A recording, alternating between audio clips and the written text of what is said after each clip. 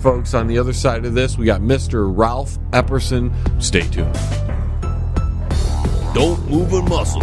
John Lebang Show, right back. With lots of fun and excitement. Yes! Pane in the Glass, commercial and residential window cleaning for a beautiful sparkling shine that's crystal clear. Call Pane in the Glass Window Cleaning. You can find them on Facebook at Pane in the Glass. Hey, man, it's at the bottom of the hour, man. Do you know where your kids are, man? If you want to contact the John Lebang Show, feel free to send an email to jlebang@live.com. And if you're on Twitter, look him up at John Lebang. And don't forget to go to his Facebook page at The John Lebang Show. Banger. Now here's John. And coming up shortly is our guest, the world-famous author, Ralph Epperson. We've got to give him a quick call here, so we're going to dial him up. Here we go.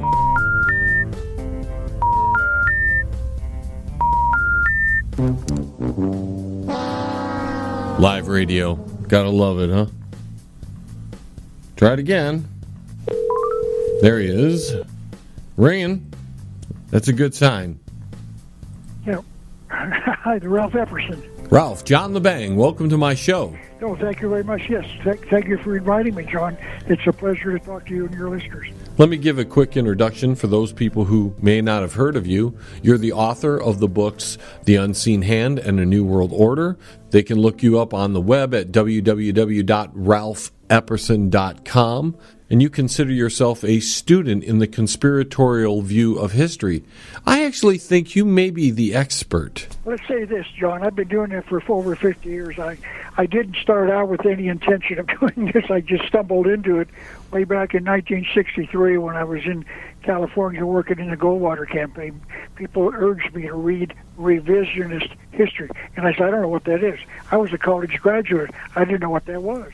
So I started reading, and 1,100 books later, I now know that I'm right. There is something going on in this world. Well, on behalf of my listeners, thank you for coming on the show. I do every talk show that's ever offered. In fact, can I take a minute of your time? You're more than welcome to talk about whatever you want, Ralph. Let me tell you a story. I don't travel anymore because I'm getting too old, and I can't sit in an airplane for 4 hours, and so I don't go anywhere. I can't drive even. So I'm getting old, and I'm still working. As I just produced a new DVD for an hour, and it took a lot of time, but it's very well done, I believe. Anyway, let me tell you my story. I was asked to speak in some city near Pittsburgh. And it wasn't in Pittsburgh, it was suburban. A guy invited his friends and the other patrons. There were probably 50 of them there. So he paid for my ticket, and I got a hotel. So I went there, and a couple of days before I left, he said, listen, would you be willing to do a talk show while you're here? I said, tell me when. Book it. He said, well, I want to warn you, this guy doesn't believe us. I said, wait a minute. You're telling me? He says he won't even let us talk about it. And he's our local talk show host. Well, it's actually in a city that reached, like it's Cleveland. He's in Cleveland, but it reaches this little suburb of Pittsburgh, wherever it is. So they're able to listen to it. So they call in, talk about conspiracy, clang, goes to their phone. So I said, book it. I'll go there if I have to crawl. I'll hike. Tell him if he'll agree to it, let's do it. So he said. So as we're driving, he said, I want to warn you, he won't take your call. He doesn't want to talk to us. I said, okay. He's agreed to this. So I went there, and the two of us walked into the radio station, and I gave the lady my card and said, I'm here to do the talk. So yes, thank you. I'll notify. And so a few minutes later, the young host, probably I would guess early 30s, came out. Young man, very clean, nice-looking young man. He said, as we're walking by, how are you going to handle this? I said, well, let's sit down. We got a couple of minutes. I'll show you. I said, I want to be honest with you. I'm going to call him Jim. Jim, the people that brought me here to lecture told me that you won't listen to people like me who believe in this. So I said, but I'll be happy to show you. I'm going to show you right now the literature. And when I'm through, you're going to have to admit we're right. How are you going to do that? I said, sit back and wait. So, hi there, Ralph Epperson. You're from Tucson. Tell me about. So yes, I'm here. So I said, I want to talk about conspiracies, and I'm going to prove to you right now on the air. And when I'm through, you're going to admit. You'll have to admit that I'm right. And we'll do it in half an hour. So I had my books with me. So I had a copy of Bill Clinton's book called Putting People First, written in 92, whenever it was written. So it's published by him. It's him and Al Gore putting people. We wrote the book to get people to read it so they'll vote for us. So he quotes the entire speech he gave when he accepted the nomination at the Democratic Convention. And it's word for word a transcript of that speech. I've got it on tape, but I did not listen to it. But within hours after he spoke, I must have had a dozen phone calls. Did you hear what he just said? I said, who? Bill Clinton, what did he say? He said there's a conspiracy. He said, what? So I checked it out, and sure enough, he did. Here's what he did. So I asked him, I had the book in my hands, and I said, he's become my expert witness. I said, what's the name of the book you have? It's called Putting People First. I said, who wrote it? Bill Clinton. When did he write it? Flip, flip, flip. I'm going to make it up. 1992. Flip, flip, flip. I said, okay, go to page 217. Flip, flip, flip, flip. What's on page 217? He said it's called a speech at the Democratic Convention, so-and-so night, other so-and-so night. And it's his acceptance speech. And I said, did that become public? Yeah, everybody watched it because that's all that was on TV. And all three channels had it. It was 92, whatever it was. We didn't have cable, so everybody watched him say this. I said, okay, now flip to page 231 and read the underlined. And that's where Bill Clinton admitted that Dr. Quigley got him into politics. And I said to myself, I said to him, who's Dr. Quigley? I have no idea. But he said John Kennedy and Dr. Quigley. I said, first of all, who's John Kennedy? Well, he's President Kennedy.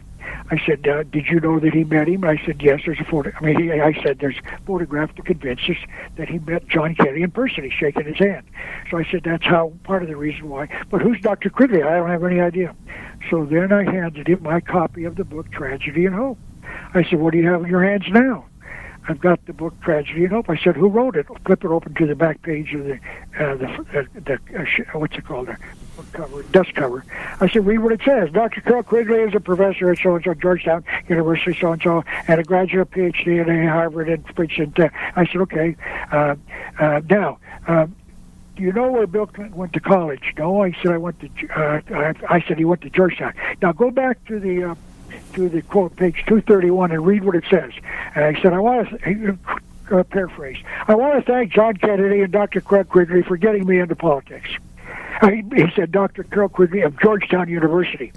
So that's what he said. Clinton said it with his own mouth. So I said, okay, now, do you believe that Clinton read the book? And I said, you could read that on the back of the cover. I gave you the copy of the alumni magazine for Georgetown, and there's an article about the 25 years after 68 or where it was Clinton went there, and there's a picture of Clinton with a bunch of his students there standing, smiling, everything else. So it's 25 years, and it said Dr. Quigley's book was required reading. So we know that Bill Clinton read this book. I said, okay, now open it up to page 950 and read what's underlined. So he talked. And there is an organized conspiracy at work in the world. I said, what? What did Bill Clinton just say? Said Quigley. I said, keep reading. And it does this, and it does this, and it does that. And I said, what does that mean? Does Bill Clinton believe in a conspiracy? Clinton had to because he praised him. That means he accepted. Would you say that he accepted what Quigley taught him? Yes. Yep. That's what he did. That's why I praised him. I said, if I was giving that speech, I would have said, I took a class in Georgetown University by Dr. Carl Quigley, and he convinced me there was a conspiracy, and I'm out here to expose it. Did Clinton try to expose the conspiracy? No. So I said, read page so-and-so, page so-and-so, page so-and-so. Now, he's reading the book in his hands. There's an organized conspiracy. Quigley taught Bill Clinton. Now, I said, did Clinton praise Quigley or chastise him? No, he praised him. What does that mean? He believed in what he said. Does that mean that Clinton means there's a conspiracy? Well, I guess so. I said, thank you very much. Now, start taking calls. I had him. The books by Quigley and by Clinton in his own hands. He's never done that. He has no idea. He didn't even know who Quigley was. Nope, many people knew. So then I said, I got through with the program, and he thanked me very much. I walked out the door, and as we're driving back, he said, boy, you did a great job. I said, well, thank you very much. I did what had to be done, and notice he was my expert. He's on trial. He's the expert. I'm asking him questions to answer the questions from the evidence he's got in his hands. He said, a couple of weeks later, he called me back and said, I want you to know. Suddenly, he's taking our phone calls. But see, once again, I'm doing that with Darwin. I'm reading his own book. In my DVD, I give you the page number. That's how I do my research. I'll use people's own words to show who they really are, and hopefully, in the process, we can clean up the world a little bit and maybe expose the people who need to be exposed. Listen, I taught that class at Mount Hood Community College for 2 quarters in 1973, when there was none of this stuff out, very little. And I taught them economics and conspiracy as much as I could find. I would bet this is not 2018, probably 2 years ago. I had a phone call from one of those students. That was 1970. That's 27 and 16. That's 40-some years later. He called me and said, "Hi, Ralph. Boy, am I surprised. I'm pleased that you're still alive." I said, "Yeah, I'm indeed." He said, "Who's this?" I think his name was John Hutchison. I don't know, it doesn't matter. He said, "I'm John Hutchison. I remember you." John Hutchison and about 6 of the other students, only had 17, paid for the class. 7 of them took the class the second time, next quarter. Why would they do that? The dean, I'll end with this. The dean called me in to his office after about 3 months or so. Or a couple of months, because it was a 3-month class. He said, "I want to show you something." He said, he handed me he sent out a form letter anonymously. I want to talk about Ralph Epperson, your teacher. And number one, was he always prepared? Was he sarcastic? Did he pray, make you angry? Did he argue with you to call you fools? And they wrote down, and give us a summary of what you think. Some of the students said, "This class should be taught to everybody at Mount Hood Community College. This guy," and this is what really pleased me, he said, "This guy's got the ability to take complex subjects and make them simple.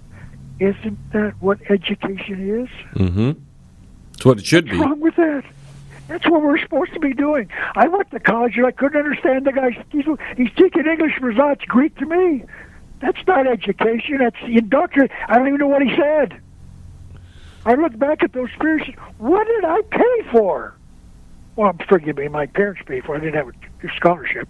I like hearing stories like that. It's very interesting. Okay, let me give you one last one. This will help you. Last story. Little Ralphie's up in Phoenix, 120 miles. That's our state capital, Phoenix, Arizona. And I'm doing a gun show. And it's a Saturday-Sunday thing. So you come Saturday morning, and then even come back Sunday. And so I'm there with they give you a table and a couple of chairs, and you could get electricity if you need it. And I paid them to let me have a table.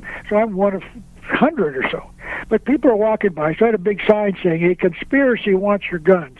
And I thought, boy, these people, if anybody don't want to know about that, they know that it's true. But let me document it. I had books onto my table. So I decided it ends at 4 o'clock. They shut it down at 4 o'clock. So other tables, guys, are closing down at 2 or 3 because it's slow. I said, "No, it's not slow. I'm going to wait." And then even the people who are closing down have to walk by my table. I'm staying until 4 o'clock, and then I'm going to shut down. So it was kind of slow, and a young college student, I'm guessing late 20s, so he might have been a Vietnam veteran because he had a backpack on, and he wore the typical jeans and T-shirts, whatever it was. So he walked by. Now, I'm not a huckster. "Hey, listen to me. Stop right here. I got this book you got to read." I don't do that. I got my table, and I'm standing there, and I'm friendly looking. I'm not going to bite their heads off. I don't huckster it. I just let them pass by. If they show an interest, then I'm happy to talk to them. So he walked by, and as he did, he browsed at my table. He saw me and then looked at my table because there was probably no tables around me. Maybe a couple, but he walked past me, and then he stopped and turned around and said, "Did you write that book?" I said, "Which one?" He said, "That black one." I said, "Yes, The Unseen Head." He said, "Listen to this now. I am within 1/2 of a semester of getting my master's degree in history." And he said, "I want you to know, I read your book, and I learned more about my field of history in your book than I've learned in 18 years of education." He should have gave you a paycheck. You betcha. I said, "Listen," I said, "I don't know you, young man, but I want to tell you I wrote the book for you because you're not being taught the truth." And he thanked me and walked away. That's enough to float your boat, isn't it? You believe him saying that? He meant it sincerely. Why wouldn't he? He would say, "Listen, I read it. It was trash." He didn't say that. The first time I heard you was on William Cooper's broadcast. It was a replay years ago